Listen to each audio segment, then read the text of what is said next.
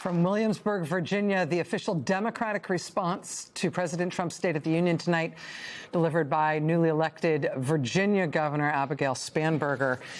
She is a calm presence. She is a steady presence in terms of the way that she presents her material. But that was a rip-roaring speech. To my mind, that was a very good speech. I think she has avoided the curse of the opposite party's response, which we so often see after State of the Union. We always talk about how difficult it is to follow up the tremendous pomp and circumstance of that room and the presidency, and you know, there are all these notorious moments. Marco Rubio at the water, the Katie Britt response a few years back. I'm still scarred by the Katie Britt That was response. really quite memorable. Yes. And you know what struck me there, aside from the sort of smart thing that she had borrowed from Bob McDonnell, who also did this, of having people there so you're clapping, you're not, you know, it's not in an empty room. It was forthright, straightforward, succinct, and normal. Yes. It was the opposite of weird. What we just saw before that was very odd. I mean, and profoundly odd. And you know, that's sort of Trump's shtick at this point. He's a strange person, and his strangeness is kind of like captivating to some, beguiling to others. That was kind of the antidote to that. I was struck also as she talked about her section on immigration, because it was a little bit of it was a real window into how the politics of that issue have changed, particularly what was in her speech and was not in Donald Trump's very long speech. She talked about masked ICE agents. She talked about children in Spider-Man backpacks being taken away. She talked about American citizens being killed. There are we know 3 of them, not just 2, one of which was apparently kind of covered up by Department of Homeland Security officials. The one in Texas recently? Last year. And what was striking about that is, as she went through that litany, again, this is a fairly centrist politician, as she said, centrist seat, like ran a pretty centrist campaign, forthrightly on offense on those issues. And then I thought back and I was like, oh, you know what? That is pretty striking. Go back to the Trump speech. There's one mention of Minnesota, and it's on the fraud question. There is no mention of the deployment there. There is no mention of anything that's happened there in the last, I mean, something that was at the center of the nation's imagination, the deaths of 2 Americans, the marauding agents on the streets. Not a defense. No mention. There's no mention of Tom Homan. There's no mention of Kristi Noem.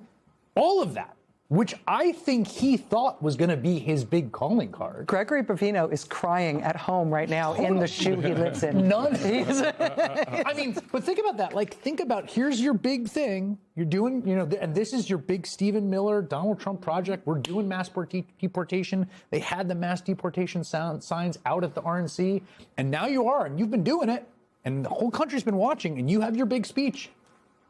Yeah, only the Democrats will talk about it to remind America what they've seen from you. Yeah, it's really interesting. Michael. Yeah, I want to pick up on that point, because the way he brought all of that into focus was in the stories he told about immigrants killing white people in America. Yeah, that was at the end of the day. Back to the playing the hits. It was back to playing the hits. He was trying to make it very clear. I'm not going to tell you about Minnesota. Right. I'm going to tell you about the truth. You know why the troops are on the ground. Let me tell you the story about the young woman who was killed over here, or the young woman who was killed over there.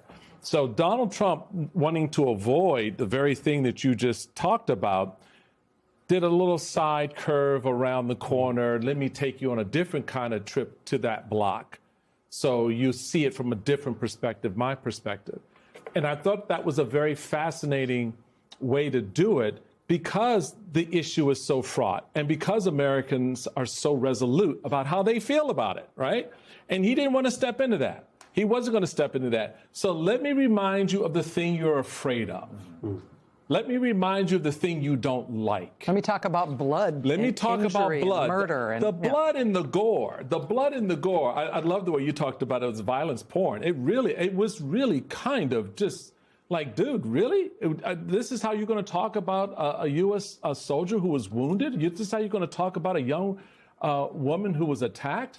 But again, that's the calling card. That's the energy that his base feeds off of.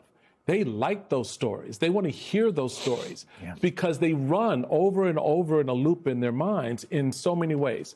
The second point off of that, it's really interesting what Trump's economy is. It's really 3 things. It's the market, Wall Street. It's 401ks, right? And It's tariffs.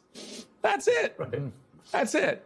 And so now he's sort of reaching out and saying, hey, I'm going to give your child $1,000 a year for 18. I'm still trying to figure out how $18,000 over 18 years grows to $100,000. But okay, there may be some good math there. But this is his way of trying to connect the dot with everyday folks that he's abandoned and left to the side of the economic road. The last point, and this goes to the governor of Virginia, I'm not a fan of the speech after the speech for a whole host of reasons. The response. Categorical. Yeah. For a whole lot of reasons Lawrence and I could probably identify with over the years. Because in many respects, unless you're prepared to take that moment and tell the country what you're going to do, don't talk to me. I mean, regardless of what Donald Trump says or George Bush or Barack Obama, the opposing party should come in that moment and said, you just heard this, but let me tell you what we're prepared to put on the floor tomorrow. And that's how we begin to reignite an idea around policy and around parties kind of trying to solve problems. There was a good speech. I'm not going to take it from the governor. I like the speech, and she hit on some really good things. But I just think we need to think a little bit bigger and better as political, how we can move the country off of what we're now into something a little better. I think it was an anti-authoritarian measure. No, not just specifically, but in the way she said, people who are going to run this year are going to win. And I turned a seat by 17 points that a Democrat hadn't held in 50 years. And we took 41 seats. She's trying to say he is portraying himself as a dictator for life in this country. Sure. There is a political future coming, and we are going to ascend in that political future. And so think about things in essentially in a shorter time frame. Right. And that's I was thinking about it in those same terms, like, oh, she's not talking about a lot of policy. She's trying to give people a vision of there still being a democracy in this country in which the chairs will change in terms of who's in them. Lawrence, both speeches. So to the governor's speech, and I take Michael's point, but I do think she did something really effective, which is, remember, her job, Donald Trump's job, is to try to elect Republicans in the coming election. That's what this speech was supposed to be. It was supposed to be a campaign speech. Her job is trying to win seats for Democrats. And so with that in mind, she left the voter with a very simple question. She said, is the president working for you?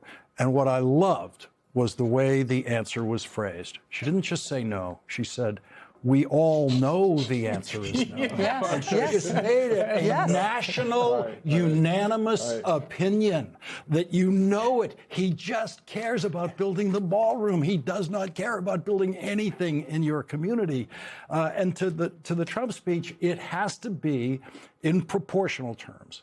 The least amount of governing policy per minute of speech. So you've got about 2 hours. The biggest applause in the speech is for a goalie. It's not for the president. It's for a hockey player and his team. And the 20% of it maybe is about policy. All the rest of it is introducing people in the audience and stealing the applause that way. And when you get to the policy is he wants tariffs to replace the income tax. Okay? So you are in raging dementia when you're in the policy section of the speech, like out of control. He's gone. And here's the nutty thing. The Republican Party. I didn't even absorb that actually was what he was proposing. But you're right. That was but it's worse. The Republican Party in that room could have just winced and been quiet. They clapped for it. They clapped for it because they are lost. And so the policy piece of the speech was absolute zero. And all the rest of it was just trying to cheat applause from people he brought to the show.